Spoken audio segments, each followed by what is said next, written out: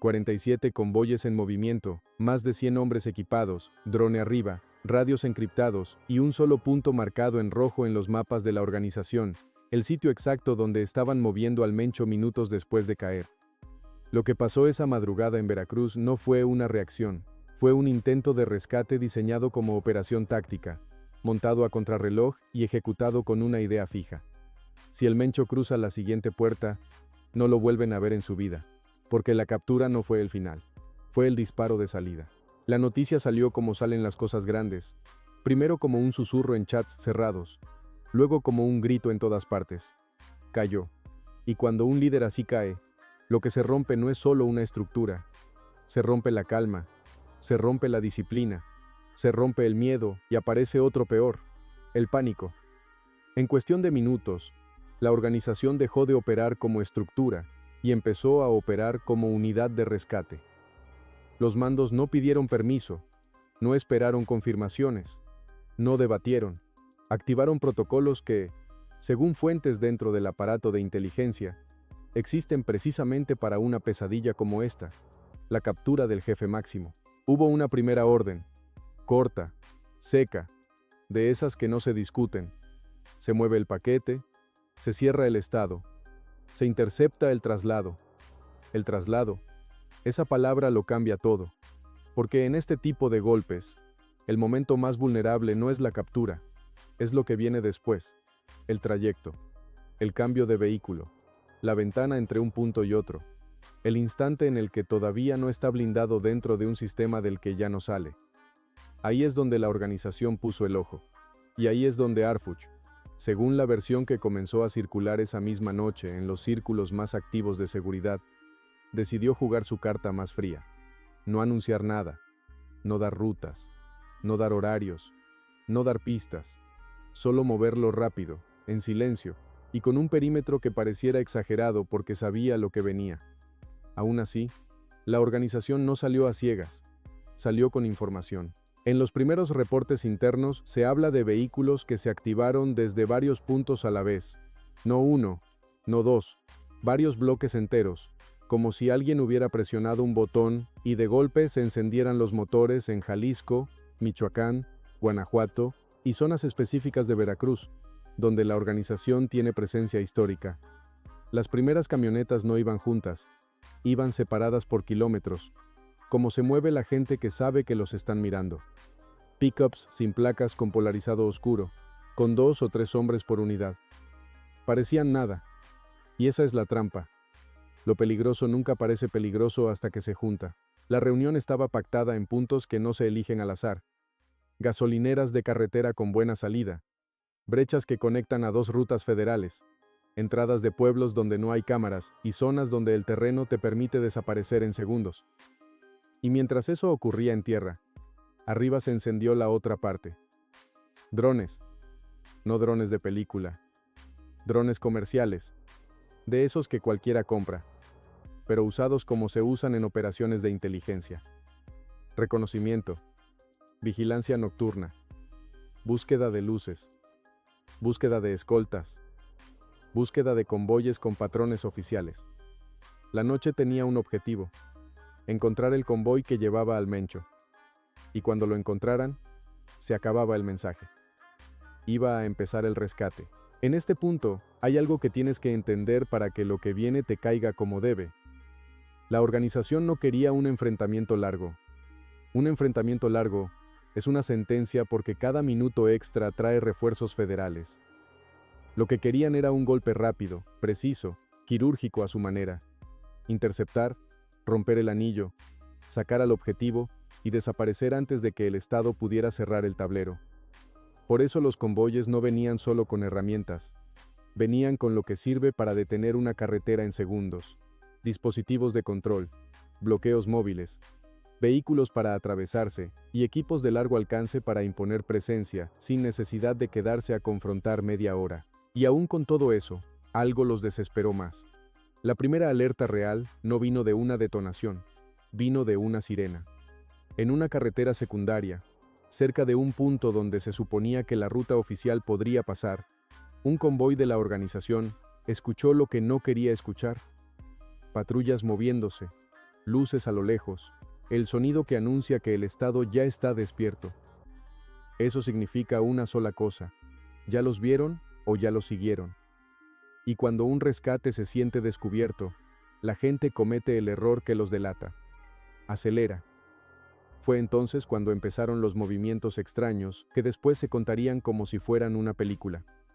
Pickups entrando por brechas, camionetas dando vueltas sin sentido, hombres bajándose a mirar la carretera como si estuvieran esperando un tren, y radios encendidas con una frase que se repitió como mantra: ya pasó, ya pasó, ya pasó, porque el Mencho no iba a pasar 2 veces. Si quieres que este tipo de historias sigan saliendo, te lo digo así de directo: suscríbete, porque esto no es un resumen, esto es la película completa con los detalles que otros no se atreven a contar. Y lo que viene ahora es la parte donde Veracruz dejó de ser un estado y se convirtió en un tablero de operaciones. La primera confirmación de que el rescate iba en serio llegó cuando un convoy de la organización dejó de disimular y empezó a bloquear. No hablamos de un retén improvisado. Hablamos de una línea de vehículos atravesados en una recta de carretera colocados con la precisión de quien ya lo ensayó. Uno al centro, 2 a los lados, una pick-up más atrás con hombres listos para cubrir, y una salida lateral marcada para replegarse si la cosa se ponía mal. En ese punto ya no era buscar, era perseguir. Y aquí entra lo que hace que esta historia funcione como continuación directa de Cayó el Mencho. La sensación de que todo el país se jugó una moneda al aire en cuestión de minutos. Porque si la organización lograba sacarlo ahí, aunque fuera por 1 hora, el mensaje sería mundial. Sería la burla más grande al Estado mexicano en años. Sería el tipo de cosa que no se perdona. Y Arfuch lo sabía. Por eso, mientras la organización se movía con todo en tierra, del otro lado se empezó a mover lo que no se ve en los videos filtrados. Coordinación, inteligencia, rutas falsas y una maniobra clásica para quebrar un rescate, el señuelo. Dicen que en esa madrugada hubo más de un convoy oficial circulando. Vehículos con apariencia similar, rutas similares, luces similares, tiempos similares. La idea es simple. Si el enemigo está buscando una aguja, lánzale 10 agujas y que se pierda solo. Pero la organización no se quedó mirando. En el momento exacto en que detectaron un convoy que les pareció el bueno, soltaron la orden. No con palabras bonitas, con la orden que en la calle significa ya valió. Cierre total. Nadie se mueve. Nadie duda. Y ahí es donde el Mencho, en medio del caos, deja de ser detenido y se vuelve objetivo en disputa. Porque si tú lo estás imaginando esposado, quieto, resignado, te falta la parte que hace que esta historia aprenda. El Mencho no iba a ir tranquilo. El Mencho, según la versión que se filtró después, se dio cuenta de algo por un detalle mínimo: el cambio de ritmo. Cuando un convoy acelera, cuando los escoltas cambian de tono, cuando el que va adelante mira el retrovisor más de lo normal, el que está dentro entiende una cosa: algo se está moviendo afuera. Y él sabía lo que significaba. Si la organización estaba cerca, iba a intentar sacarlo. Y si lo intentaban, iba a haber un momento, uno solo, donde el control se rompe lo suficiente como para que el detenido deje de ser un cuerpo y vuelva a ser un hombre intentando sobrevivir.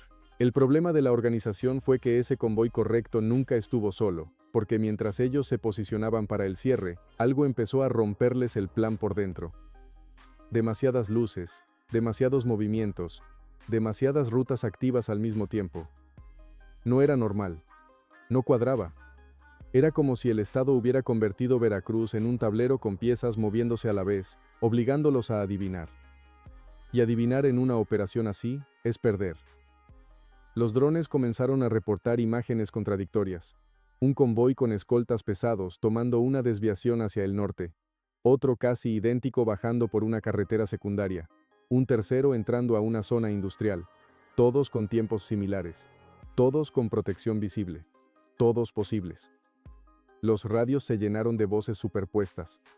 Nadie quería ser el que eligiera mal, porque elegir mal significaba una cosa: perder al Mencho para siempre. En ese punto, los mandos de la organización cometieron el error que solo se comete cuando el reloj te está aplastando el pecho. Concentrar demasiada fuerza en un solo punto. Fue entonces cuando el Estado apretó. A varios kilómetros de distancia, sin sirenas, sin luces, comenzaron a cerrarse salidas. No con bloqueos evidentes, sino con patrullas atravesadas por accidente, con camiones detenidos por fallas, con retenes improvisados que parecían rutinarios, hasta que ya estabas dentro y no había marcha atrás. El primer convoy de la organización cayó sin ejecutar ninguna acción. 4 camionetas quedaron atrapadas entre 2 carreteras estatales cuando un tráiler se cruzó delante y detrás. En menos de 30 segundos, luces blancas iluminaron el asfalto. Voces firmes ordenaron bajar los equipos, y el rescate perdió 8 hombres sin haber visto al objetivo.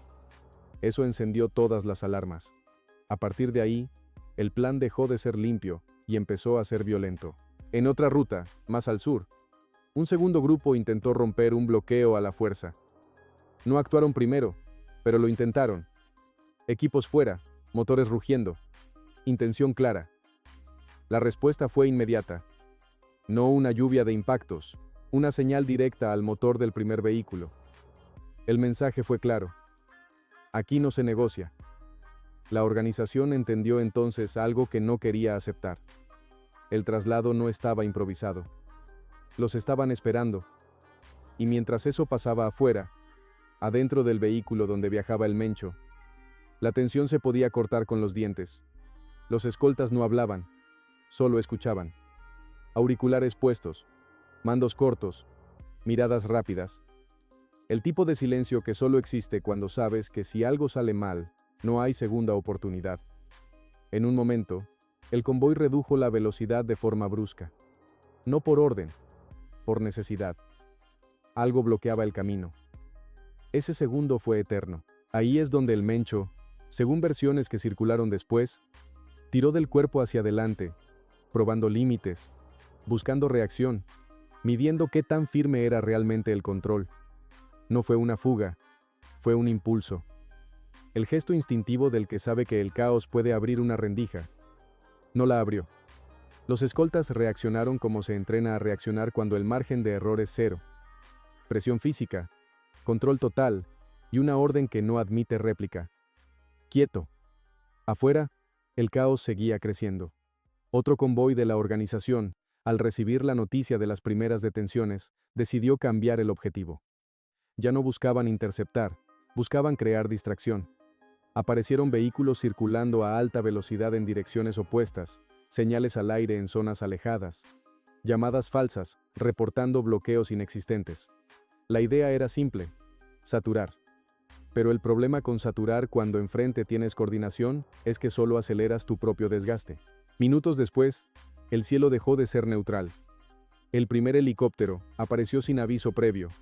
No bajo, alto, lo suficiente para ver, no para ser alcanzado. Reflectores apagados. Solo el sonido. Ese sonido que hace que cualquiera que esté abajo mire hacia arriba y entienda que el margen se cerró. Después vino el segundo y el tercero. Desde arriba la imagen era clara. Convoyes dispersos, movimientos erráticos, hombres equipados sin cobertura real, rutas ya comprometidas. No era un ejército, era un rescate que se estaba quedando sin tiempo. En tierra, los federales comenzaron a avanzar con paciencia quirúrgica, no persiguiendo, encerrando. Cada calle que se cerraba reducía opciones, cada retén acortaba el radio. Cada minuto que pasaba convertía la operación de la organización en una retirada no declarada. Algunos grupos entendieron antes que otros. Hubo quienes apagaron motores, abandonaron vehículos, se mezclaron entre civiles, descartaron equipos en drenajes y desaparecieron. Otros se quedaron congelados esperando una orden que nunca llegó, porque la orden que todos esperaban, ya lo tenemos, nunca se dio. Y cuando esa orden no llega, la realidad cae de golpe. Para el amanecer, el intento de rescate ya no era un intento, era un fracaso fragmentado en pequeños incidentes repartidos por todo Veracruz. Camionetas aseguradas, equipos decomisados, radios incautados, drones en el suelo, comunicaciones interceptadas que contaban la historia completa, sin necesidad de testigos. El Mencho, mientras tanto, ya no estaba ahí. Había cruzado el punto de no retorno. Lo que la organización quiso evitar ocurrió sin confrontaciones épicas, sin imágenes virales, sin la escena que buscaba. Ocurrió como ocurren las derrotas reales, en silencio, por desgaste, por cálculo, por superioridad fría. Y ahí es donde esta historia se vuelve peligrosa de verdad, porque cuando una estructura de este tamaño falla un rescate así, no se calma, aprende.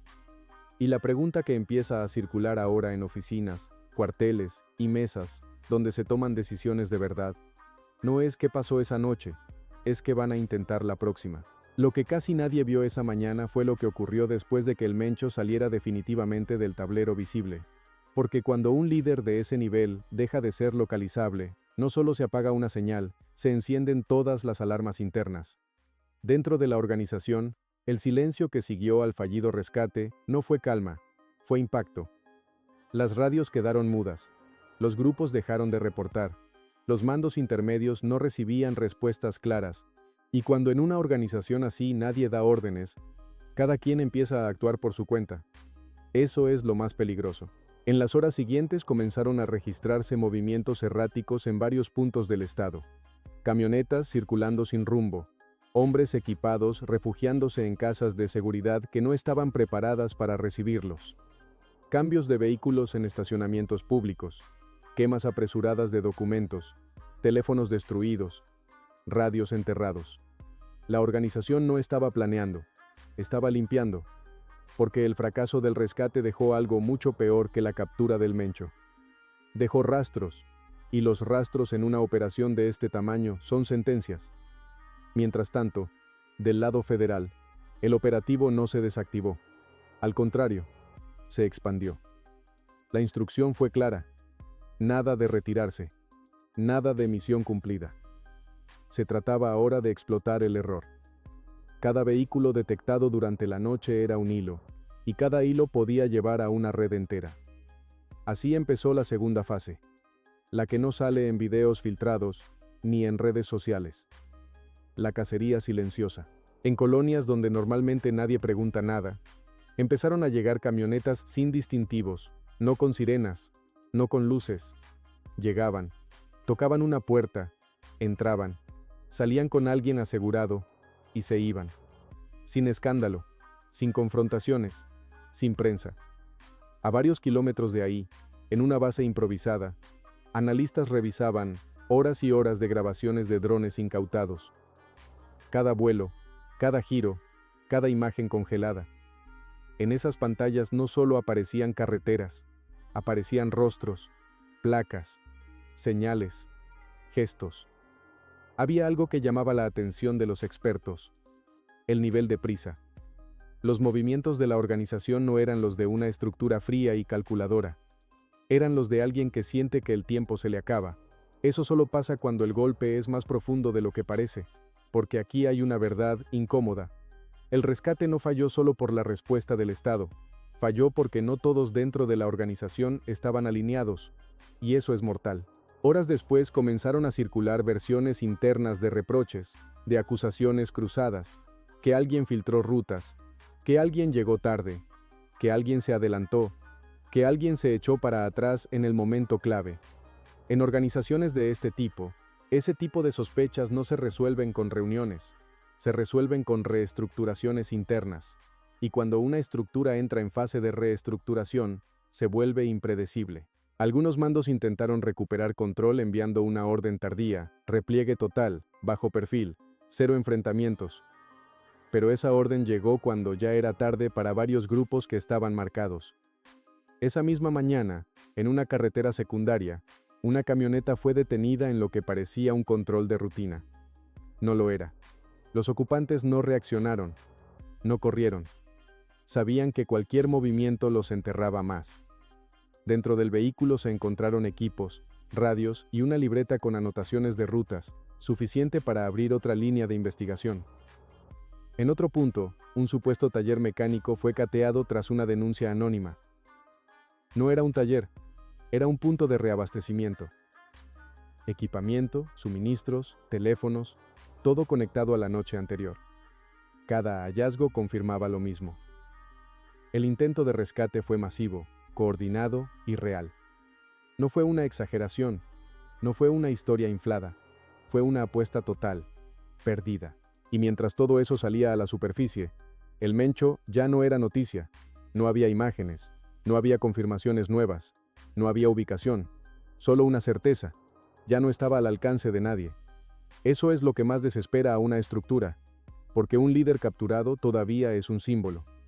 Un líder desaparecido del mapa operativo es un vacío, y los vacíos se llenan con ambición, miedo y traición. En las siguientes horas, los mensajes internos cambiaron de tono.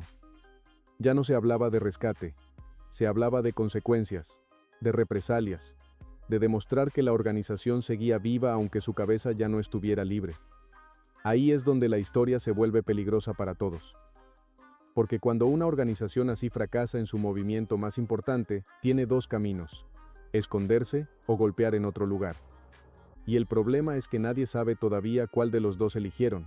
Lo único claro es esto: la noche del intento de rescate no fue un final. Fue el momento exacto en el que la guerra cambió de forma y lo que viene después no suele anunciarse. Lo verdaderamente inquietante empezó a notarse cuando nadie se adjudicó nada. No hubo comunicados, no hubo mensajes nuevos, no hubo videos presumiendo el intento.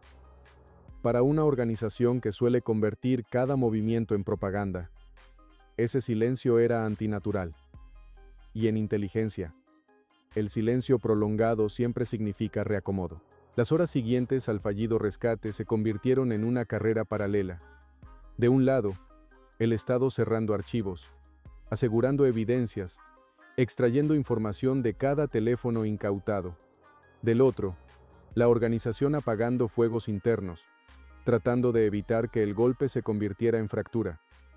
Porque lo que pocos dicen en voz alta es esto: el rescate no solo buscaba liberar al Mencho, buscaba demostrar que seguía mandando incluso detenido. Y cuando eso no ocurre, el mensaje que se filtra hacia abajo es devastador. En los mandos medios empezó a correr una pregunta incómoda. Si no pudimos sacarlo, ¿quién manda ahora? Ese tipo de dudas no tarda en convertirse en traiciones pequeñas, en decisiones individuales, en gente que empieza a pensar en salvarse sola.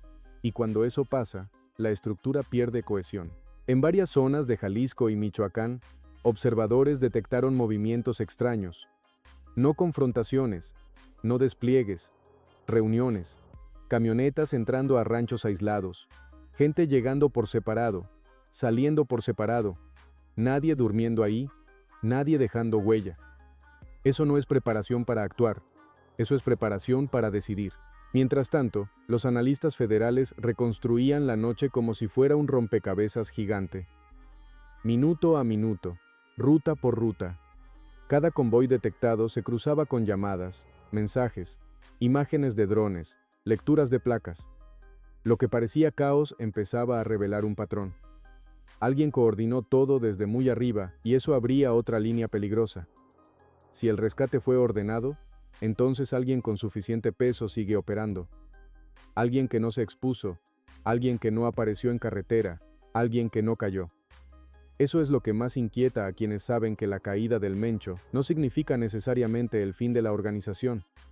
Puede significar algo peor: una transición violenta. En paralelo, comenzaron a circular versiones sobre tensiones internas durante la noche del rescate. Grupos que llegaron tarde, otros que no llegaron, algunos que esperaban una señal que nunca llegó, otros que se retiraron antes de tiempo. Cada una de esas decisiones deja rencores, y los rencores en este mundo se pagan caro. Hubo incluso reportes de discusiones fuertes en radios internos, gente cuestionando órdenes, gente exigiendo saber quién dio luz verde, gente recordando que un movimiento así, fallido, expone rutas, contactos, nombres. Demasiada gente quedó al descubierto en una sola noche. Eso no se perdona. Y mientras esa tormenta se cocinaba por dentro, afuera, el mensaje del Estado era silencioso, pero constante. No hay prisa, hay control. No se hicieron anuncios espectaculares, no hubo ruedas de prensa inmediatas, no se inflaron cifras. Se dejó que la ausencia de noticias hiciera su trabajo, que el tiempo confirmara lo que la organización ya estaba empezando a entender. El Mencho estaba fuera del alcance operativo. En los días siguientes, varias figuras secundarias desaparecieron del radar. No detenidas, no caídas, desaparecidas. Personas que solían moverse con confianza dejaron de contestar teléfonos, cambiaron de zona o simplemente se borraron. Eso suele pasar cuando alguien sabe que la red está comprometida, y ahí aparece el efecto dominó. Una operación fallida no termina cuando se retiran los convoyes. Termina cuando empiezan las consecuencias internas. Cuando cada error se convierte en una cuenta pendiente, cuando cada decisión se revisa con lupa y alguien tiene que cargar con la culpa. En este punto, la organización enfrenta un dilema que no se resuelve con equipos: demostrar fuerza sin cabeza visible o replegarse y reorganizarse sin hacer ruido. Ambas opciones tienen costos. Ambas implican riesgos. Ambas pueden detonar conflicto o implosión. Y del otro lado, quienes diseñaron la respuesta federal saben algo que no se dice en público. El verdadero golpe no fue evitar el rescate. El verdadero golpe fue obligarlos a mostrar todas sus cartas de una sola vez. Rutas, convoyes, logística, coordinación, contactos. Todo quedó expuesto en una sola noche. Eso no se borra. Lo que venga ahora no tendrá la forma de esa madrugada. No será un convoy enorme ni un intento frontal. Si ocurre algo, será distinto, más pequeño, más calculado o más contundente, porque cuando una organización de este tamaño falla en su jugada más grande, no desaparece, se redefine. Y lo que nadie sabe todavía es qué versión de la organización están haciendo de ese fracaso. Y ahí es donde esta historia se detiene por ahora, porque el intento de rescate no terminó con un enfrentamiento final, ni con una imagen épica, ni con un desenlace limpio. Terminó de la forma más peligrosa posible, sin resolución pública, con un líder fuera del alcance, una organización herida por dentro, y un Estado que esta vez no celebró, esperó. La organización apostó todo a una sola noche, y perdió algo más que a su jefe. Perdió control, perdió cohesión, y dejó al descubierto cómo se mueve cuando entra en pánico. El mensaje que querían enviar se les volvió en contra. No demostraron fuerza, demostraron urgencia. Y en este mundo la urgencia es sinónimo de debilidad. Del otro lado, el silencio fue la respuesta. Ninguna provocación, ninguna frase grandilocuente, solo hechos. Y a veces, eso es lo que más duele. Lo que ocurrió en Veracruz no fue un episodio aislado, fue un punto de quiebre, un antes y un después, que no se mide en detenidos ni en equipos asegurados, sino en algo más profundo: la certeza de que el tablero cambió. A partir de ahora, cada movimiento contará, cada error pesará el doble, y cada decisión tendrá consecuencias que todavía no se ven, pero ya se sienten. Porque cuando una organización de este tamaño falla en su jugada más grande, el verdadero peligro no está en lo que hizo, sino en lo que puede intentar después